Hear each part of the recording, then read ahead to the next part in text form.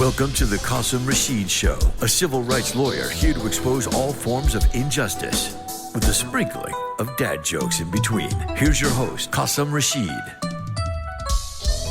Good morning and peace be upon you this beautiful Sunday, wherever you're tuning in from. My name is Qasim Rashid, and this is the Qasim Rashid Show here on Sirius XM Urban View Channel 126, the most awesome show in the multiverse. Thank you all for tuning in. We've got a really important show lined up today. Rush Darwish is here, a Palestinian American human rights activist, chairman of the Refugee Life Foundation, president of the Arab American Business Association here in Chicago.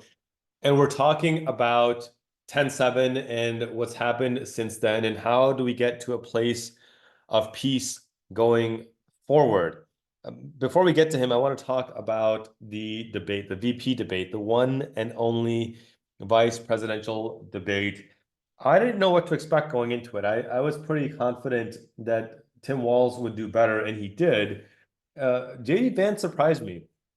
I expected him to come off as kind of a petulant child, and he had his moments of being a petulant child. For example, when he stopped and complained that he was being fact-checked. And there was a particularly hilarious moment where he's explaining the asylum process incorrectly, and the moderator says, "Thank you for explaining the legal process," and moves on. It was actually pretty funny if you're just watching it, the look on his face. And then they had to cut off his mic. So I wanted to do just a quick recap of the debate, and I kind of narrowed it down to 10 main things. And if you're listening to this on Substack, please do hit the subscribe button so we can continue to provide this content. I was up till midnight writing this. But the first question, it kind of relates to the topic we're going to discuss later on with Rush about this, the conflict between Israel and Lebanon and Hamas and Hezbollah and Iran, and the list goes on and on. And I don't even like calling it a conflict, but before I address either answer given by Walz or Vance, the framing of the question was absurd. It was, do you support a preemptive strike on Iran? And if the Bush doctrine with Iraq has taught us anything, preemptive strikes and igniting war does not create peace, right? There was this whole comment of de-escalation through escalation, which is insane to me. It's like sobriety through alcoholism. So to lead, for media, who's supposed to be holding government accountable, for them to lead by talking about a preemptive strike is mind-boggling. And I've made no secret about my disdain for Biden's policies in arming Netanyahu. Despite staunch opposition from the American people, despite violations of international human rights law. And so I'm not confident that either candidate gave a very strong answer, not the one that I would have liked to hear. I think the right answer, in my view, would have been that we need to uphold international human rights law. We need to uphold the U.S. Leahy laws. We need to stop arming Netanyahu with offensive weapons, and we need to de-escalate. This includes a permanent ceasefire. It includes immediate release of all hostages and rebuilding of Gaza. None of that was talked about. Walz talked about how this started on 10/7, which is not accurate. We've talked about how this has been going on for well before 10/7. He did criticize Trump for being a warmonger as well and leaning towards figures like Putin. But Vance went completely off the rails. He talked about how there was $100 billion given by the Harris administration to Iran, which is not true. This was $100 billion that were unfrozen in 2016 as part of the Iran nuclear deal, which every watchdog said Iran was complying with and that Trump broke. And then he claimed that Trump was the peace through strength approach, which is also a lie. Under Trump, drone strikes dramatically increased, killing civilians at a rate of 330% as were killed under Obama. And even under Obama, that was not an acceptable number. 0 is the acceptable number. There were a lot of civilians killed under Obama, and Trump increased that by 330%. Next, on climate change, Vance lied and said he supports clean air and water. Under Trump, they rolled back more than 125 environmental safeguards from the EPA, removed the U.S. from the Paris Climate Accords, called climate change a Chinese hoax. Of course, none of this was fact-checked because CBS said that they weren't going to fact-check candidates, which is absurd to me. Walz called out Trump for calling climate change a hoax and then talked about the IRA, which has created 200,000 jobs, and did an effective job of pointing out that the U.S. does not need to compromise between climate and jobs, and we can protect the climate while creating jobs. On immigration, if I talked about immigration, it would be the rest of the show, but every propaganda claim you can make against immigrants, Vance made. He claimed that they bring crime. Nope, they actually decrease crime. He claimed that undocumented crossings are up. They're actually low. He claimed that they're causing higher murder rates. That's not true at all. Murder rates are lower, but they are 40% higher in red states due to the lack of gun safety legislation. He talked about how immigrants are bringing in fentanyl. That's not true. Border Patrol itself reports that the majority of fentanyl is brought in by U.S. citizens, and virtually none is brought in by asylum seekers. He said that immigrants are bringing in firearms. Again, more than 70% are smuggled from the U.S. to Mexico, not vice versa. We are exporting our gun violence, not importing it from other countries. And he said that immigrants are costing American jobs and wages, which again, studies repeatedly show that immigrants, even undocumented immigrants, increase worker pay for U.S. citizens. On the economy, the CBS moderators brought up the point that for some reason Americans trust Trump more on the economy when all the data points to the exact opposite. Trump increased the deficit by $8 trillion. He gave tax cuts to the wealthy. He increased the cost of living for Americans. Vance claimed that under Trump, Americans experienced the highest take-home pay in a generation. This is the lie. Americans experienced a 3 times higher increase in take-home pay under Obama than under Trump. On reproductive rights, Vance claimed he's never supported a national abortion ban when his own website literally said he wants to ban abortion altogether. And I think Vance realizes how toxic this issue is for them. And that's where I think Republicans are in trouble and Democrats have a strong stance in protecting abortion access. Walz did mention Amber Thurman, the black woman, black mother in Georgia who died due to lack of basic abortion access, and said that in Minnesota that would not have happened because they actually protect reproductive rights. On gun control, again, Vance opposes every basic common sense gun safety legislation, has no evidence that turning our schools into fortresses will keep our kids safe, but that's what he wants. Walz, of course, talked about how he used to have an A rating from the NRA, and after meeting with Sandy Hook parents, he changed his stance, and now has an F rating, but his whole stance is you can own a gun, but that doesn't mean we can't have common sense gun safety regulation. On inflation and housing, Vance again claimed that immigrants are driving up home prices. There's zero evidence for this whatsoever. Walz instead talked about the need to build 3 million new homes and providing a $25,000 down payment assistance, which I think is a phenomenal plan, and the economists have supported that as well. On healthcare, Vance claimed that Trump saved the ACA, which is insane to me because Republicans under Trump tried to repeal the ACA altogether. And if it was not for John McCain, it would have been repealed. In fact, I looked it up. Republicans have tried to repeal the ACA a shocking 100 times.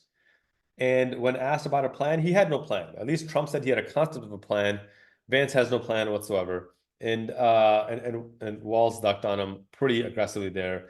On childcare, if you remember, Vance was asked about childcare at a forum recently. He talked about how we need to bring in grandma to take care of the kids, which is absurd because it's not an actual solution. Walz highlighted how even businesses are calling on the government to mandate paid family leave and how he did that in Minnesota and is helping businesses thrive. It's growing the Minnesota economy and it's growing families in Minnesota as well. And then finally, on the state of democracy, I think this is probably the biggest mistake Vance made. Walz asked him flat out, do you believe that Trump lost the 2020 election? Vance sidestepped the question. He gave a non-answer, which I know is going to be in commercials going forward. If you don't believe in basic democracy, in the basic election, after 62 judges especially looked at the evidence and ruled there was no fraud, then you don't actually believe in democracy, you believe in dictatorship. In the closing statements, Walz focused on democracy, on unity, on creating an economy that works for everyone. He somehow managed to quote Bernie Sanders and Dick Cheney and Taylor Swift and Maya Angelou and FDR and Trump and Harris and Vance. It was kind of a remarkable closing statement. Vance said bizarrely in his closing statement, we haven't talked about energy tonight, when in fact it was brought up like 6 times in the debate. I think Walz won the debate hands down. He started a little bit nervous, but I think he settled into his teaching and coaching routine and delivered line after line of substance. He made a point that if Mike Pence, he said that the moment Mike Pence didn't certify the election is the reason why he's not on the stage today, which kind of speaks to how devastating it is to have someone like Vance who's going to be a sycophant for Trump and not actually uphold any kind of justice. Look, I've said this before, with Project 2025, a Donald Trump presidency will invite fascism to America and it will be permanent. And that's why we can no longer tolerate this kind of fascism. We have to see through Trump's advances, smokescreen of lies, and understand these real threats that are impacting our nation and reject it, flat out reject it. That's my summary. It's on my Substack if you want the more detailed analysis as well. When we come back from break, I'm going to be bringing on Rush Darwish, a humanitarian Palestinian American, to talk about 10/7 and what we need to do to build a sense of peace and justice and accountability going forward. You're listening to the Qasim Rashid Show here on Sirius XM Urban View Channel 126, the most awesome show in the multiverse. We'll be right back with Rush Darwish after this break.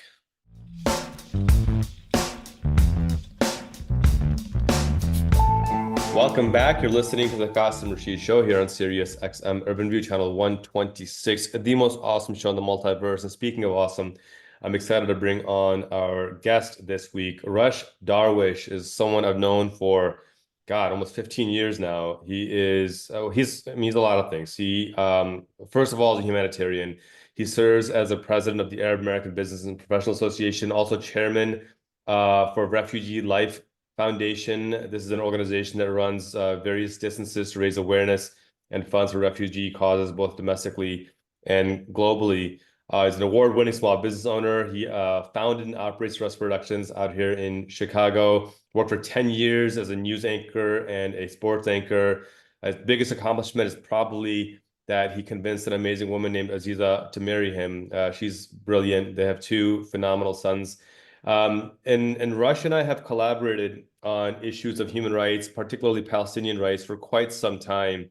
And given the 1-year anniversary of 10/7 and then the subsequent genocide following 10/7, I wanted to bring on a Palestinian American to talk about this because to me it's important that we elevate the voices of the people being impacted by our policies the most. And Rush has been at the forefront not just of Palestinian rights. He's been at the forefront of racial justice, combating anti-Semitism, combating misogyny. I mean, this man is a true humanitarian, and part of the work he does is fighting for Palestinian justice. So I'm glad to have the opportunity to bring him on today. Rush, thank you for being with us today.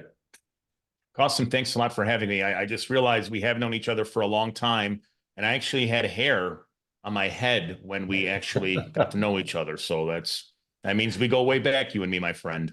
We're all a little bit older, a little bit wiser, and hopefully a little bit better. You know, I love how you always bring levity to the conversation, especially on something as serious as what we're talking about today. I remember reading a tweet on 10/7 that said, what's happened today is not a routine attack. And I mean, they framed it in a really strange way. They said, this is going to change the paradigm in ways that we can't fathom right now. And history has proven them to be correct. Kind of what were your thoughts as you saw what was unfolding on 10/7 and what did you expect to happen after that? Yeah, Qasim, this may surprise a lot of people, but when 10/7 happened and we saw images of people coming in paragliding into areas that are literally 2-3 miles away from the Gaza border, my first instinct was this is not a security failure. And I'm not one of these people who comes across as a conspiracy theorist. I firmly believe that there was intention for this to happen. And I know it's what I call a hot take, but for somebody who's lived in Palestine, who visits Palestine yearly until COVID, I knew that the security measures that the Israeli government puts in Gaza, it's unprecedented. It's something that even the United States, that people would have to see it to believe it. So to have that kind of surveillance failure, I just don't buy it. I think a lot of people don't. And for them to be able to land on Israeli soil, for gunshots to ring out, for people to be taken, this is just unheard of, Qasim. And that was my immediate reaction when I saw these images come through on October 7th. Well, to build upon that, Rush, this is not conspiracy. Shin Bet agency warned Netanyahu in July of 2023 that 10/7 was going to happen. And if you read the report, they lay it out pretty clearly, almost like they're watching it in real time. So you're right. This was not, to me, a security failure. Israel's own intelligence agencies are pointing out that we knew this was coming. We knew exactly where they were going to attack, which hostages they were going to take, who they were going to round up. I mean, this is not like a 9/11 truther moment. this is a pretty well documented awareness. I mean, you're talking about the only nuclear power in the Middle East. It has an unlimited military budget, an unlimited intelligence budget, the most advanced weaponry and technology known to humanity. It's impossible that they didn't know about this. So then the question comes in, where is the accountability for someone like Netanyahu? Because in addition to being the prime minister during this horrific alleged security failure, and you can, take that with a grain of salt, this is also the person who for years openly and actively funded Hamas. So anytime I see somebody say, well, free Palestine of Hamas, my question to them is, where was this statement when Netanyahu was funding them for years and openly bragging about the fact that to prevent a two-state solution, to prevent peace, to prevent the PLO as a legitimate partner, we need to prop up Hamas? Why has that not entered the mainstream conversation yet? Yeah, I think for Benjamin Netanyahu, and by the way, Qasim, there's a lot of bad words when it comes to describing him. We can call every bad name in the book, but one thing that he truly is, he's a warmonger. And prior to October 7th, his ratings amongst his people was extremely low. There was already talk of overthrowing him and having another election for a new prime minister. And this was, in my great opinion, and there's also some analysis behind it, some facts, that Netanyahu needed to distract his situation. And what better way to have a major, colossal distraction than to allow this supposed intelligence failure to give him a path to war. And when you are in war, this completely distracts the whole idea of an open election. And then let's even go through the process. In the last 11 and a half months, where over 42,000 Palestinians have been killed, already the rhetoric, again, not just in Israel, but worldwide, is it's time for Benjamin Netanyahu to step down. And what does he do? He once again starts proxy wars in Lebanon, where over 2,000 Lebanese have been killed. He was able to execute Hezbollah leaders. Now Iran has been roped into this as well. So once again, this has created a narrative that I'm going to go to war because this is what Netanyahu knows best. And he is so far succeeding at it. In terms of why is he not held accountable, that's because the United States it's in Israelis' pocket and vice versa. This is all about money. This is about power. This is about buying military weapons from America. This is about fueling that rich 1% circle that are making money, Qasim, because a lot of times people ask, why is this happening? How could the United States turn a blind eye? Because it comes down to money. And that's the problem we have right now. Well, Representative Rashida Tlaib pointed this out the other day, that because members of Congress are not banned from owning and trading stocks, they absolutely are profiting off of the growth of these Northrop Grumman and Lockheed Martin and other war profiteers in this space. I want to go back to the point you made earlier about the fact that his own people, Netanyahu's own people, wanted him out.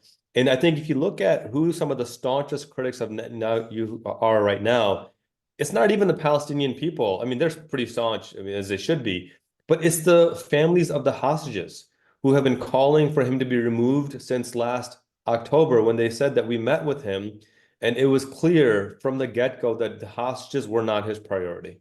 And subsequent reports have found that Israeli bombing has killed Israeli hostages, that as hostages even were trying to escape, they were shot dead by the Israeli military. And now we have reports verified by Israeli media of the Hannibal directive, that the Israeli military was ordered to kill their own on 10/7 as well.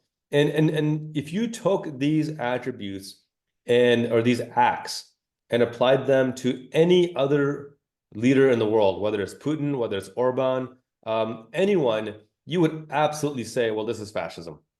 This is North Korea-style dictatorship fascism. Yet we have the audacity to try to label this as the only democracy in the Middle East. What is the end game? And I say this as someone speaking to you as a Palestinian American, and I can't fathom what Palestinians are suffering on a daily basis. But what is the end game? What is the solution to this ultimately? How do we get out of this vicious cycle? This reminds me, Qasim, of Vietnam. It reminds me of Afghanistan. It reminds me of Iraq. These are wars that Israel, in this case, Israel has started what we're seeing now. But historically, America has entered these kind of wars where they want to meet this objective of dominance and to supposedly, and I put bunny ears, defeat terrorism, to defeat extremism. But the reality is this comes down to power. However, what we are dealing with here, or I should say, what Benjamin Netanyahu is dealing with, is that it's power versus resilience. And what we saw in Afghanistan, what we saw in Vietnam, and what we are seeing now, and this is heartbreaking, Qasim, we've seen over 40 Palestinian lives taken, over 2,000 Lebanese lives taken, but yet they are having an enormous amount of trouble meeting their objectives because they cannot defeat resilience. You could have all the weapons, you could have all the resources, all the money, but haven't we noticed? So what is the end game, Qasim? The end game is going to be where the United States first is going to have to finally realize that this strategy in the Middle East of pain and destruction does not work with these people. As a Palestinian, trying to hurt me, yes, it'll crush me. I will cry. And I've had many nights of tears. I'm certain, it goes without saying, the thousands of people who are starving in Gaza, they are devastated, but they are still resilient. No matter how many missiles you throw down, no matter how many houses or relatives you kill, these are folks that are saying, we will never give up. And you know why, Qasim? Because they have faith. And you can't defeat faith. And unfortunately, Israel and America already knows this, but Israel, that's going to be the end game. Israel is like, holy crap, we have done everything and nothing is working. It's time now to negotiate. No matter what you've called them, Qasim, you can say that, oh, the Palestinians and Hamas, they're terrorists. You could say Hezbollah, they're terrorists. You could say Iran, they're terrorists. But we're at a point now where, when is it going to happen? I'm not sure, Qasim, but they're going to have to negotiate. And they're going to have a ceasefire. They're going to have to talk about a two-state solution, whether they like it or not. If you're just tuning in, we're speaking with Rush Darwish, a leader in the Palestinian American community, the broader American community, president of the Arab American Business and Professional Association, chairman for the Refugee Life Foundation. If you're a runner, you want to get involved with that as well, because you're running literally to raise money for refugee causes domestically and globally. And beautifully said. And I will make one addendum to your comments. While the official count from Gaza is that about 42,000 civilians have been killed, the broader analysis from The Lancet, which is the world's most prestigious medical journal, estimates conservatively, and this is of last June, 186,000, because the people killed aren't just those killed by bombs and mortar and bullets, but the residual effects of the poverty and the famine.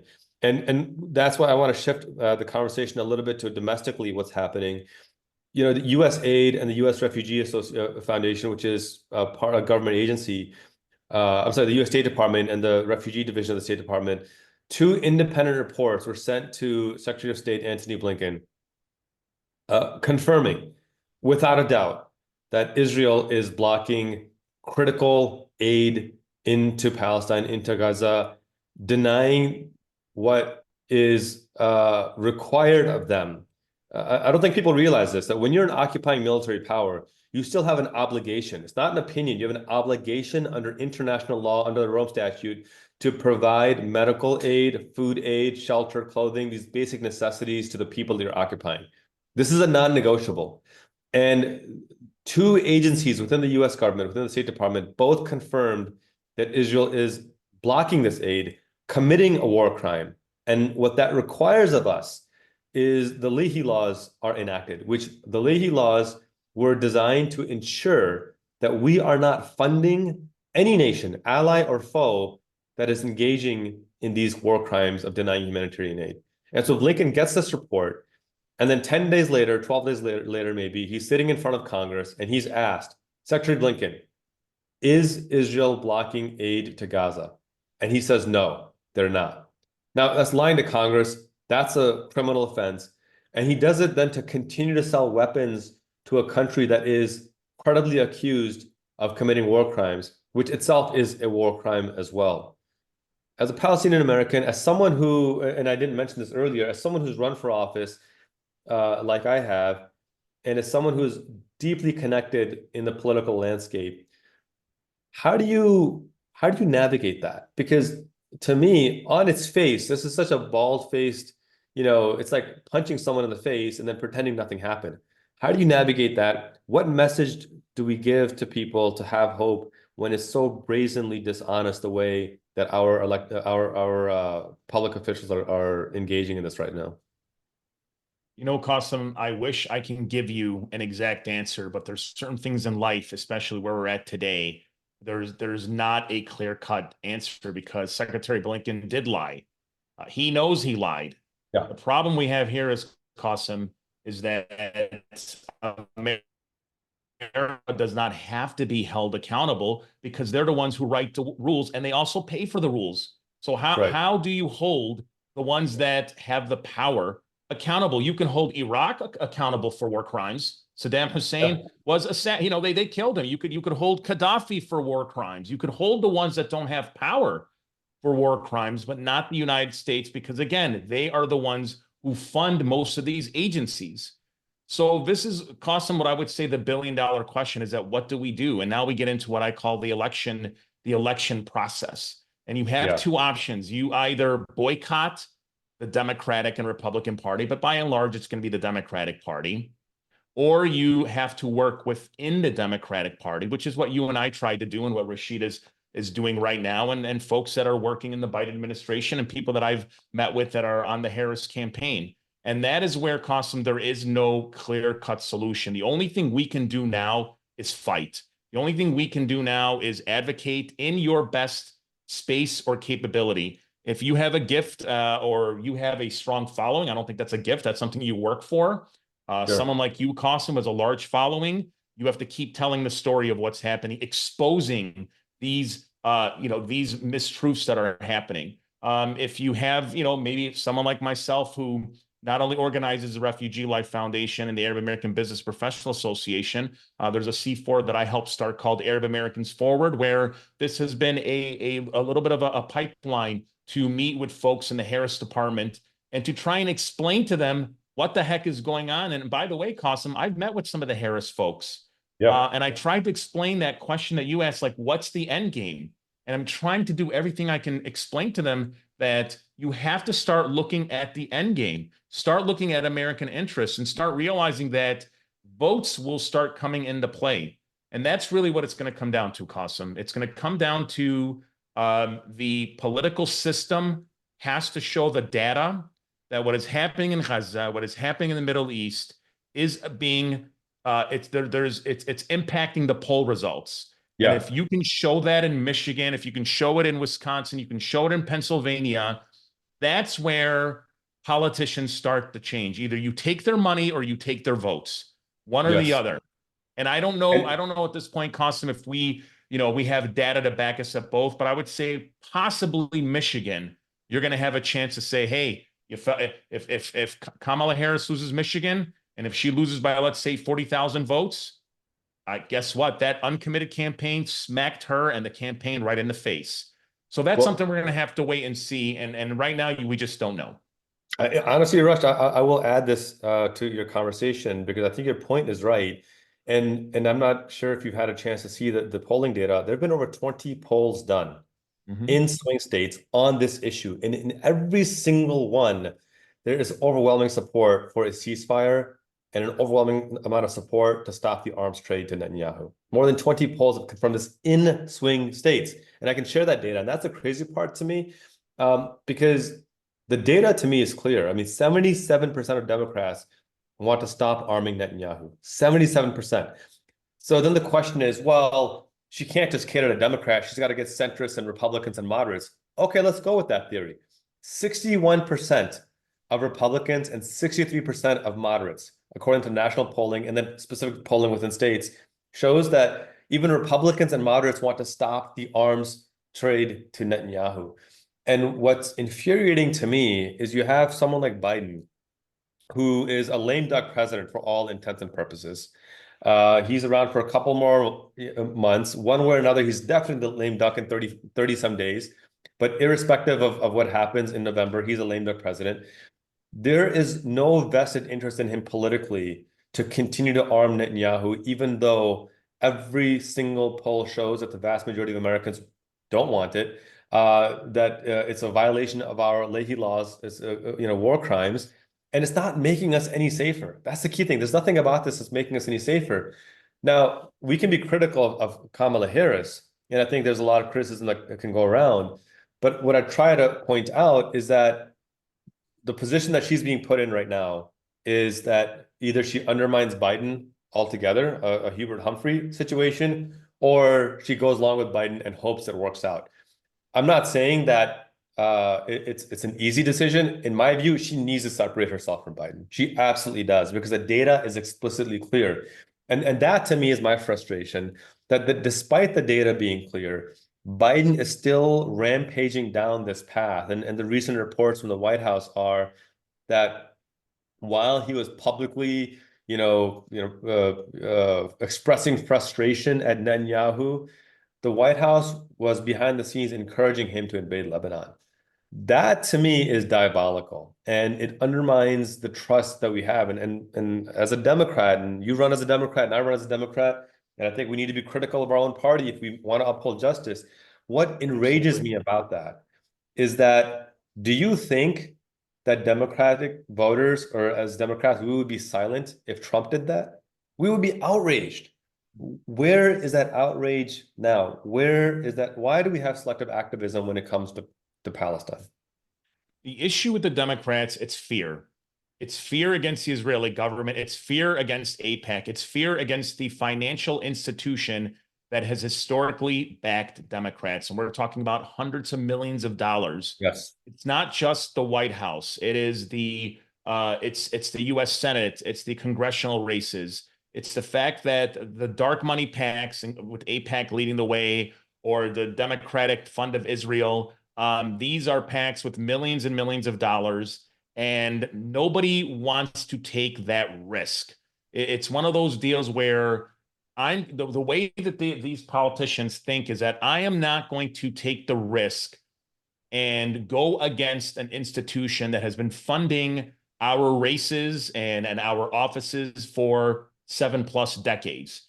I'll tell you, Qasim, and that is the core issue. If you took out that factor right there, there's no doubt this would be a radically different situation. I guarantee you Netanyahu would be disarmed by now.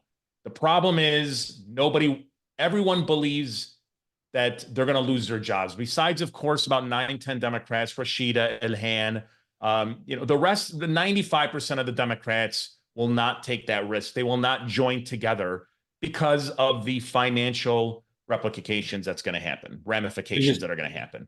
If you're just joining us, we're speaking with Palestinian American Rush Darwish, who is president of the Arab American Business and Professional Association, chairman for the Refugee Life Foundation, and an activist for human rights across the spectrum for decades and decades, a media professional. And Rush, I think it's well said, right? Money in politics has corrupted our entire state of democracy, our republic. And I also think, in addition to that, we've seen a rightward lurch in how we address this issue. Back in 2002, when the Israeli government assassinated a Hamas leader and killed 7 civilians alongside it, President George Bush, this is, Iraq War, WMD George Bush, put out a press release condemning the killing of the Hamas leader because 7 civilians were killed alongside. That's remarkable when you compare it now to Netanyahu killing Hassan Nasrallah and killing thousands of Lebanese civilians.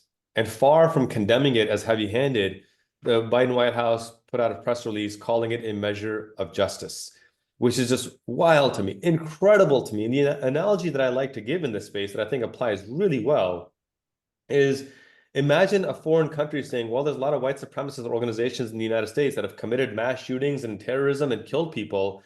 We're going to go ahead and take out Dylan Roof. He killed 9 Black people. He's a white. We're going to take out Dylan Roof. And if it kills 100 people, so what? Right? Dylan Roof is gone. We're happy. that's what they're, David Duke has inspired white supremacy, and we should take him out. And if it kills people, we should. It's mind-boggling that it's justifiable. But look, we're down to our last 5 minutes, and I want to shift gears to talk about the work you're doing and how folks can get involved in the work that you're doing.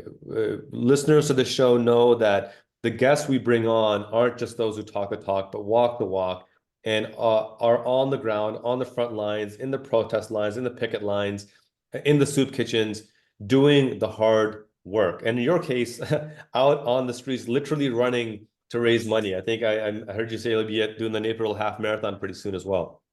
So if I'm not a millionaire, if I'm not a billionaire, if I don't have 100 million social media followers, but I have the passion to want to take action, talk to me about what are some of the things that I can do to get involved and support Palestinians during this extremely difficult time, to make a difference in a time where there's so much injustice in the world. What can I do to get involved and to get engaged? Yeah, I mean, Qasim, there's a lot of different paths, but I will say that, at least for me, my background is on the humanitarian front. I've always felt that you can tell the story about Palestine or whatever cause is very important to you. It doesn't have to be always from a political standpoint. And with great respect to the people that are protesting, it doesn't even have to be, with the protests holding your signs out.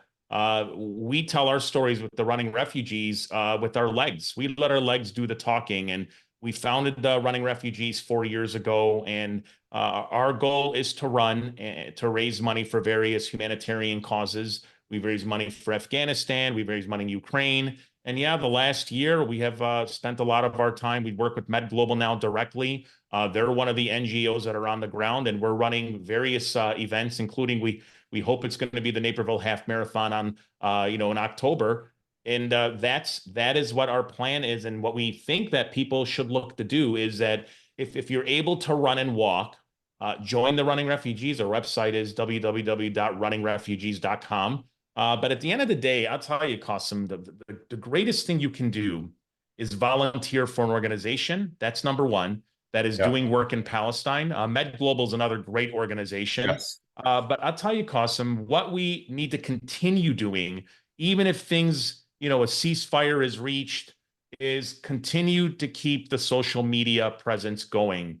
That should be the least you can do, from sharing articles to educating people. Because here's the thing, Qasim, as much as we think that everyone knows about what's happening in Palestine, to the great injustice, although it's increased dramatically the last year, historically, a lot of people either are not aware of it, but here's the big part, Qasim, is that they're not educated about it. Because for 60 years, all the way until probably October 7th, if many, let's say, non-Arabs or non-Muslims, when you talked about Palestine, a lot of them would say Hamas. And when you say Hamas, you say terrorists. This is the first time ever in my life where now there has been a audience that this has now become a split topic, meaning it's not 90 for Israel and only 5 or 10% for Palestine. It's become now split.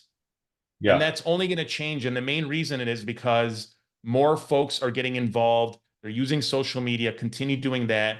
And yeah, for us, of course, I'm going to say run and walk for justice. That is how you could tell your story. And I appreciate you, Qasim, allowing me to come on and talk about that. The Running Refugees, visit our website and join us. We have all types of events coming up, and that's a way to help.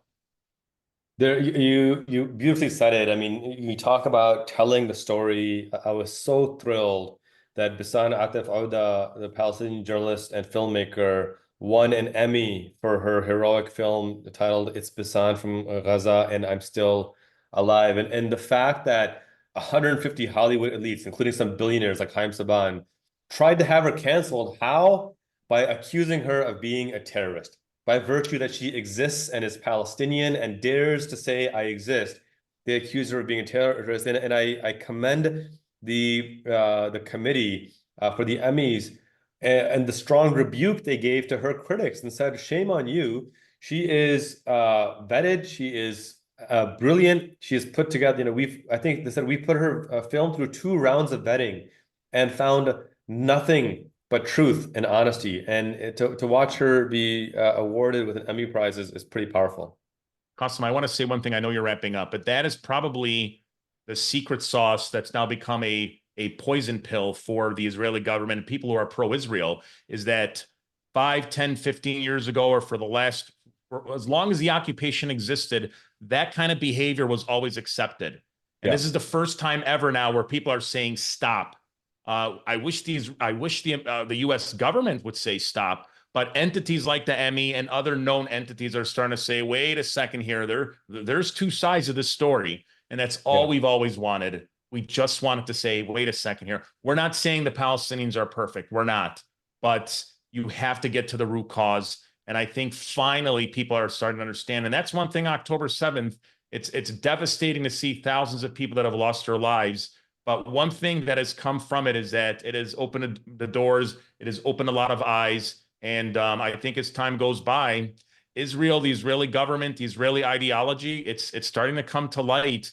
And I think eventually, even the United States, I don't know when it's going to happen, but it's going to happen, Qasim. Eventually, the idea of supporting the Israeli government is going to be a losing message. Eventually, it's going to affect, especially the Democrats in the polls. Eventually, financially, it will not be as beneficial for them. And that is when America will start to turn, because that's how they operate. They operate when they lose. And that is when things start to change. And we're starting to see it right now. And I want to make a really important nuance in how we're talking about this. And I'm sure you'll agree. Rush and I are both fortunate to have amazing friends from the Jewish community who are standing right with us side by side, condemning these injustices by the US government and the Israeli government. And it is critical we distinguish being Jewish from being Israeli. Judaism is a religion. The Jewish people are human beings as sacred as the Palestinian people, as sacred as any people on earth. And you'll notice that the reason why this message is so effective is because of this coalition of Muslims, Jews, Christians working together. I can't tell you how many conservative Christian friends, how many conservative Jewish friends have reached out to me over the last year and said, okay, I'm starting to understand now. We cannot conflate the two. We have to recognize that Islamophobia and anti-Semitism are two sides of the same coin, and we need to stand united against it. Liberation for Palestine is also liberation for Jewish people. And I think that's a powerful message about the unity. And that unity frightens those who want to try to create and perpetuate more war. The unity between Jews and Palestinians, the unities between Arabs, Arab Christians, Arab Muslims, and Jewish people living in Israel, that's a powerful unity. And it has a major impact. And it's exciting for me to see people of all faiths and no faiths come together for this cause of justice. In this final minute, Rush, please share how folks can contact you, how they can reach out to you, and how they can support you directly. Yeah, thanks. I guess I'll just go with the simple email. I would say rush@rushphotovideo.com. That would be the best way, rush@rushphotovideo.com via email. And for folks who are on social media, just look up Rush Darwish. Feel free to message me there on Facebook. I'm an old head, Qasim. I'm on Facebook. I remember 15 years ago, it was cool to be on Facebook, but that's where you can also find me. One of these days, I'll get on TikTok, but I've become an old head. I will just say I was looking for an old email and I found one from when I was in college back in 2004 or 5. And the message a friend sent me was, hey, here's a final project. By the way, are you on this new thing called the Facebook? It's pretty interesting. You should check it out. I was laughing to myself that it was called the Facebook. I could give everyone my Hotmail account, but then I'll really just, I could do rushjob@hotmail.com. I just don't want to age myself too badly. Let's bring on MySpace and Friendster while we're at it. Rush, thank you for being with us today. Thanks, brother. Appreciate you.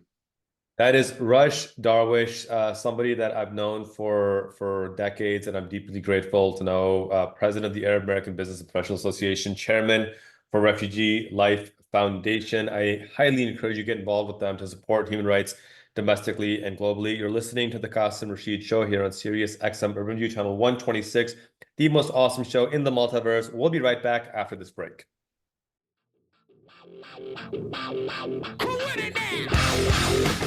Welcome back. You're listening to the Qasim Rashid Show here on Sirius XM Urban View Channel 126, the most awesome show in the multiverse. That was Rush Darwish, phenomenal human being. I highly recommend you look him up and follow his work. As we close out, I want to stay on the same theme. I'm starting a series on my Substack called My Journey in Occupied Palestine. It's a multi-part series documenting my on-the-ground experience in occupied Palestine. And I want to read just part of what I've written so far in the final few minutes that we have. And I write this, let me just kind of in full disclosure, I write this not as a Palestinian, not as an Israeli, but as somebody who is a human rights lawyer and who cares about the sanctity of human dignity, who cares about peace in Israel and Palestine, and who cares about a meaningful path forward. And I share these stories because, as Rush mentioned, these stories are not being shared. And historically, they've been suppressed. They've been denied the opportunity to be heard. And I have a platform, and I consider that a privilege, but I also consider that an obligation to share these stories. And so this one I want to share, it's a very short story, but it kind of sets the scene of what life is like living under illegal military occupation. And it goes like this. In April 2022, I stood on the outskirts of an illegal Israeli settlement in occupied Palestine. An Israeli soldier brandished his rifle and demanded my passport.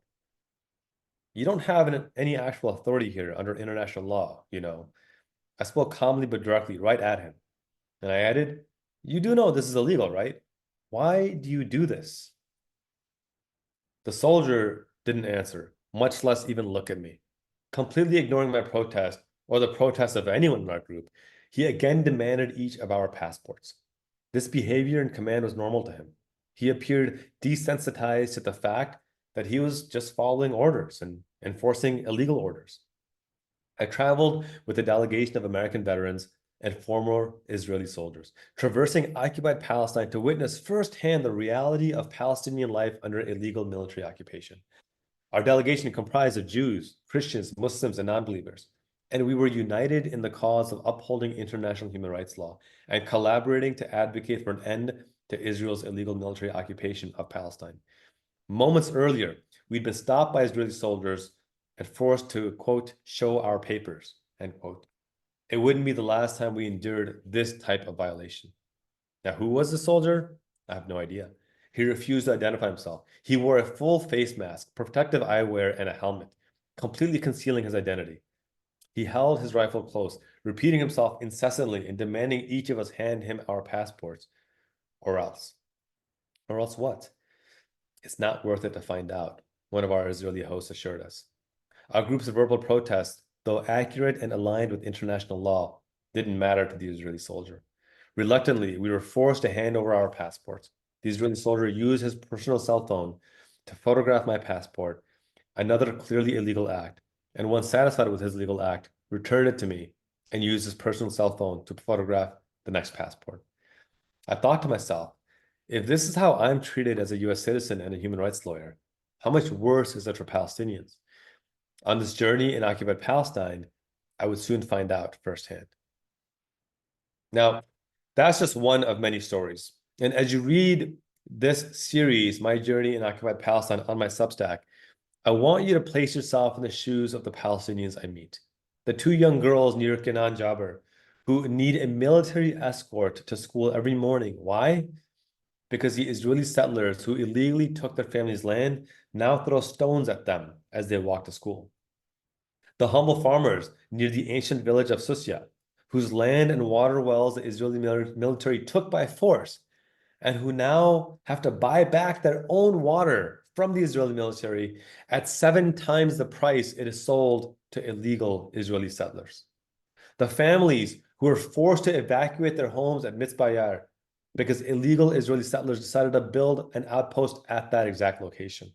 Or the college-age student in South Hebron who suddenly disappeared while walking next to me because I'd ventured into a part of Hebron where Palestinians are not allowed to walk. Roads and streets reserved only for illegal Israeli settlers and non-Palestinian foreigners like myself. And these are but a snapshot of the many similar stories that I will cover in this series. And to be sure, this is not an academic series. If you want academic scholarship in this space, there is plenty out there for you. Plenty. There's no shortage of that academic scholarship. I can recommend the 100 Years' War on Palestine by Rashid Khalidi, or The Question of Palestine by Edward Said, or the recent landmark documentary titled Israelism. Indeed, there is no shortage of incredible scholarship written by Palestinian authors and academics that I encourage you to invest your time and resources to read. But I write the series not to answer questions about whether Israel has the right to exist. And indeed, as Professor Coates aptly stated in his recent CBS interview, Israel already does exist. And I'm not writing this to compare atrocities either. I write this to instead answer questions like these. Do our current policies honestly treat Palestine as if it has the right to exist? Do Palestinians have the right to self-determination, sovereignty, and to protect themselves from external powers besieging their lands and their lives? And do we as Americans recognize Palestinian humanity and act to uphold justice accordingly? If you were to ask a U.S. State Department official, they'd say yes to each of these questions. But as James Baldwin writes in an essay, which ironically is titled A Report from Occupied Territory, I can't believe what you say because I see what you do. If you followed my advocacy over the last several decades, you know my standard is justice above all else. I've been unhesitant to call out my own people of my own faith, of my own birth country, of my own home country, the United States, of my own Democratic Party. But as a human rights lawyer, my purpose and my mission is to uphold justice in all matters, no matter what. So I ask you to invest in this series and reflect on expanding your mind, reflect on how you would react to these injustices if they were imposed upon you, and on what steps we can take to ensure meaningful justice going forward. All right, my friends, thank you for tuning in. Be sure to tune in same time next week at 10 a.m. on Sunday on Sirius XM Urban View channel 126. If you're listening on Substack, make sure you hit that subscribe button. My friends, be fierce, lead with compassion and justice, and continue speaking truth to power. Until next week, peace.